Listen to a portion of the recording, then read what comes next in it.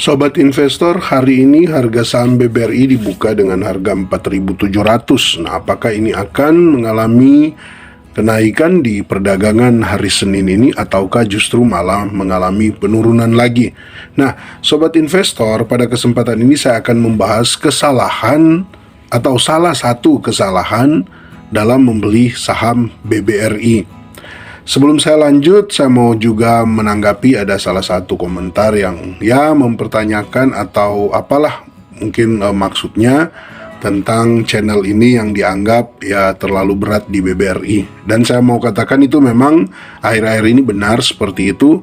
Kenapa? Karena ada beberapa hal yang diantaranya kenapa saya lebih suka bahas BBRI, karena BBRI banyak ceritanya dan lewat BBRI ini membuat saya bisa lebih mudah lah untuk menyampaikan pesan-pesan di dalam berinvestasi dibanding dengan saya mengangkat itu secara spesifik ya. Kalau di BBRI kan lebih banyak yang akan menyimak dan saya berharap itu bisa tersampaikan dengan baik, termasuk dengan topik yang akan saya bahas kali ini. Sebenarnya ini bukan hanya di BBRI tetapi juga bisa berlaku untuk semua saham.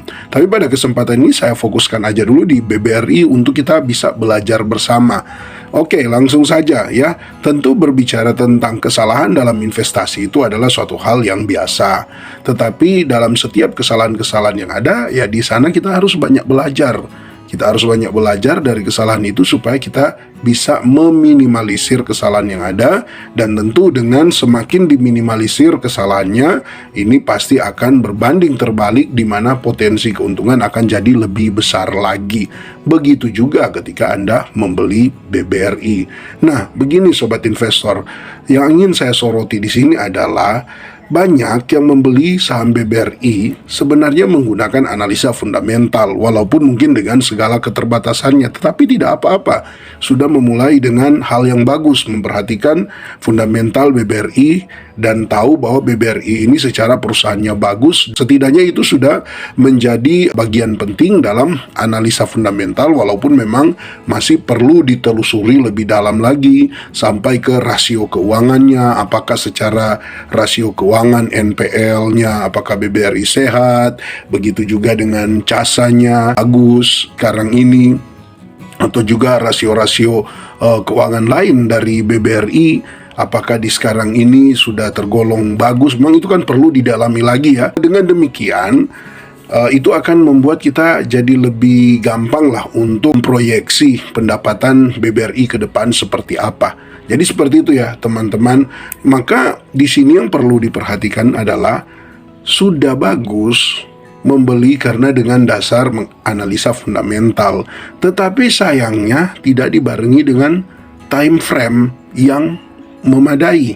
Memadai di sini adalah tentu berbicara tentang jangka panjang. Untuk sebuah saham yang fundamentalnya bagus, itu tidak dijamin juga ketika harganya turun langsung akan naik dalam sekejap. Tentu kita tahu investor seperti Warren Buffett yang penekanannya pada fundamental bahkan pernah berkata, jangan membeli saham kalau Anda tidak ingin menyimpannya untuk 10 tahun. Artinya di sini kan berbicara tentang time frame. Walaupun memang pada kenyataannya tentu kita tidak harus membeli saham itu untuk 10 tahun, tapi paling tidak kita menanamkan bahwa memang saya mau berinvestasi jangka panjang, bahkan kalau memang bisa sampai 10 tahun, tergantung situasi, entahkah kita memang butuh uang ataukah karena memang kondisi BBRI secara fundamental sudah memburuk, kita bisa menjualnya. Itu tidak masalah. Tapi kan yang terpenting di sini di awal kita harus sudah taruh dulu bahwa penting untuk fundamental itu dibarengi dengan time frame yang memadai. Jangan membeli BBRI dengan analisa fundamental tapi maunya beli hari ini naik hari ini. Beli hari ini dalam 1 minggu sudah harus naik. Beli hari ini dalam 1 bulan paling tidak sudah cuan 10%. Kalau seperti itu kan sebenarnya tidak perlu melakukan analisa fundamental. Anda saja menggunakan analisa-analisa yang lain, termasuk seperti mungkin analisa teknikal, atau mungkin Anda mencari momentum-momentum saja. Walaupun memang bisa lebih bersifat tebak-tebakan, terserah. Kan itu jadi lebih cocok lah, walaupun dengan segala risikonya. Tapi kalau menggunakan analisa fundamental, tidak dibarengi dengan time frame Ingat juga dalam investasi saham, Seorang yang fundamentalis pun diajarkan bahwa dia harus siap kalau membeli saham di harga sekarang ini seketika dianggap sudah terdiskon atau paling tidak di harga wajar dan dia membeli sahamnya, tapi kemudian sahamnya koreksi lagi. Kalau versi Warren Buffett, siap minimal sampai 50%. Nah, kembali lagi kurang lebih mirip dengan yang tadi 10 tahun ya. Artinya di sini kita jangan hanya langsung ke angkanya saja, tetapi kita menangkap pesan di dalamnya. Artinya benar-benar kan gini ya, ketika kita mau membeli saham dengan kita mempersiapkan bahwa bahkan kita siap lah kalaupun dia turun sampai 50%. Nah, sebenarnya kan penekanannya di dalamnya adalah bagaimana kita harus siap dengan fluktuasi yang ada. Investor yang sudah puluhan tahun itu saja masih menyadari hal itu, artinya dia udah tahu dari pengalamannya bahwa dalam jangka waktu pendek saham yang fundamentalnya paling bagus sekalipun besar kemungkinannya masih bisa turun. Tetapi dalam jangka waktu yang sesuai, time frame-nya yang memadai, ini akan membuat kenyataan bahwa harga saham itu tetap akan mengikuti nilai intrinsiknya. Nah, itu yang harusnya kita pegang. Jadi membeli dengan fundamental bagus, tapi kalau tidak dibarengi dengan time frame yang memadai, ya itu juga akhirnya membuat banyak yang gagal. Termasuk di BBRI ini, banyak yang bilang-bilang nyangkut. Ya, saya juga ingin membahas tentang nyangkut ini lebih dalam lagi, tapi tentu nggak di video inilah, nanti terlalu panjang ya, karena nyangkut itu sebenarnya perlu dipahami juga dengan benar. Tapi mari kita fokus aja dulu di topik yang sedang kita bahas sekarang ini. Beli saham yang fundamentalnya bagus, tapi harus dibarengi dengan time frame yang memadai. Jadi ketika kita siap untuk koreksi sampai 50%, bukan berarti kita, oh ya sudah kalau gitu asal beli saja. Ya biar aja dia koreksi 50%. Seperti kita beli BBRI ini. Dengan fundamentalnya, dengan kita sudah menghitung nilai intrinsiknya, valuasinya, kita setidaknya sudah yakin lah, oke, kalaupun beli saat ini, ada kemungkinan besar BBRI akan naik, ya, akan naik lebih dari 4.700. Hanya tetap siap kalau BBRI turun dari 4.700. Itu benarnya. Jadi kita ketika koreksi, kita tidak akan menyalahkan bandar lah, kita tidak menyalahkan asing lah, kita tidak menyalahkan bahwa jumlah investornya bertambah lah, kita tidak menyalahkan sentimen ini dan sentimen itu, tapi kita tetap berpegang pada patokan.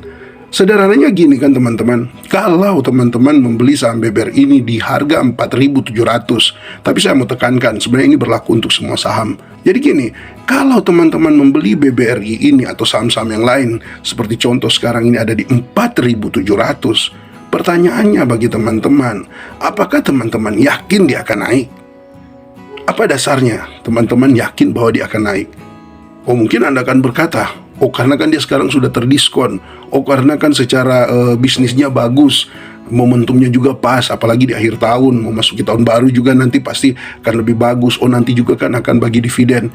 Ya kalau memang Anda sudah punya analisa seperti itu dan memang Anda sudah yakin, berarti kan Anda yakin dia akan naik melampaui 4.700, ya kan? Oke lah, misalnya sampai di 4.000, 5.150, paling tidak sudah ada untung berapa itu? 10%-an. Nah, bagaimana pertanyaannya kalau dia masih bisa turun lagi? Entah ke 4.400, 4.300, bahkan ke 4.000. Siap nggak Anda? Ya, siap nggak Anda? Nah, ini kan yang harusnya Anda jawab lagi.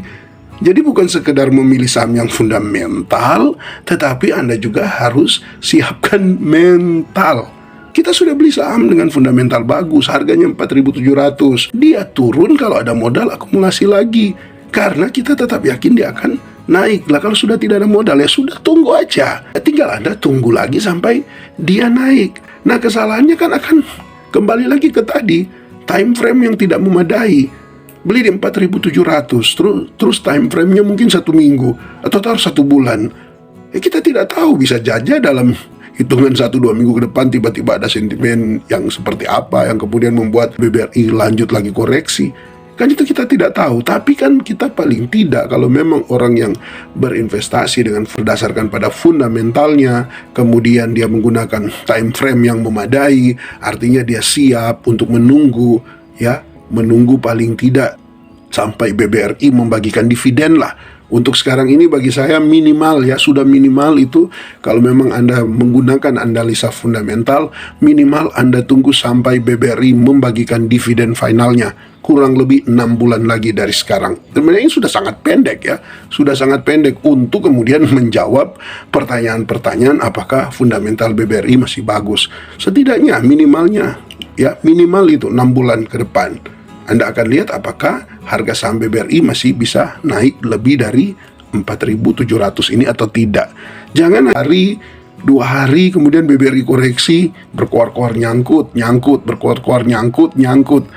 Nah ini kan, ayolah, sebenarnya siapa yang salah? Bandar yang salah atau kita yang salah? Sedangkan kewenangan untuk kita beli ataupun tidak itu ya ada di kita. Jadi kalau kita beli dan dia koreksi, kan kita salah-salahkan yang lain. Kita kan sudah siap, sudah harus tahu bahwa kemungkinan untuk BBRI turun dari 4.700 ini ada. Loh kalau begitu lebih baik saya tidak beli. Ya sudah, memang lebih bagus tidak usah berinvestasi. Seperti itu aja kan sederhananya. Kalau memang tidak siap dengan resiko, ya sudah, jangan berinvestasi, jangan membeli saham BBRI atau saham-saham yang lainnya. Jadi pastikan ya teman-teman, penekanannya penting untuk fundamental itu berjalan bersama dengan time frame, jendela waktu yang memadai lah untuk setiap saham yang kita beli, sehingga kita tidak akan mudah diombang-ambingkan dengan berita-berita yang ada. Kita tidak akan mudah mengambil keputusan yang salah, apalagi sampai cut loss cuma karena ya itu kita salah. Kalau kita cut loss kan sebenarnya kita jujur aja lah ke diri kita sendiri. Sebenarnya waktu beli kita jangka waktunya berapa lama? Saya sih sebenarnya mau investasi untuk 5 tahun. Terus kenapa baru 1 bulan sudah di cut loss? Iya soalnya begini-begini ya. Berarti kan nggak yakin dengan time frame yang sudah Anda tentukan. Kalau cuma koreksi 10-20% itu masih wajar selama sahamnya adalah fundamentalnya bagus. Nah jadi kan mau salahkan siapa? Ya apalagi yang mulai berkuar-kuar, salahkan bandar. Ya saya bukan orang yang berinvestasi dengan mau ikut-ikut pola mainnya bandar, tapi saya juga tidak akan mau menyalahkan bandar, karena memang mereka punya aturan mainnya mereka sendiri. Ya kita juga harus punya aturan mainnya kita sendiri. Jadi kesalahan besar kalau investasi memperhatikan fundamental, tapi time frame-nya tidak memadai. Seperti contoh yang itu, beli hari ini, ya 1 minggu koreksi langsung cut loss karena merasa oh tidak bagus. Nah itu yang salah. Jadi teman-teman memang masih banyak pelajaran ya yang sebenarnya perlu untuk terus kita sama-sama belajar. Saya pun masih belajar.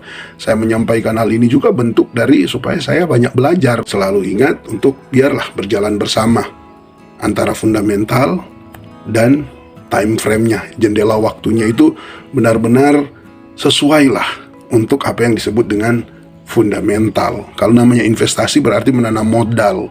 Kalau menanam kan, kalau kita ambil gambaran pohon, tidak mungkin sebuah pohon mangga kita tanam hari ini, bulan depan dia sudah berbuah. Itu tidak mungkin. Pasti butuh waktu yang cukup panjang. Bahkan untuk tanaman-tanaman sudah dimodifikasi sedemikian rupa, itu pun tetap butuh waktu. Sama dengan investasi, itu butuh waktu. Oke, teman-teman, jika Anda punya tanggapan, Anda punya mungkin pandangan yang lain dan ingin melengkapi topik ini, kritik, saran maupun info-info terbaru berkaitan dengan BBRI, silakan Anda tuliskan di kolom komentar, dan saya juga masih akan banyak membahas dengan bertolak dari saham BBRI ini. Oke, terima kasih untuk semua yang terus mendukung channel ini. Tetap semangat dalam berinvestasi. Salam IHSG, investor harus selalu gembira.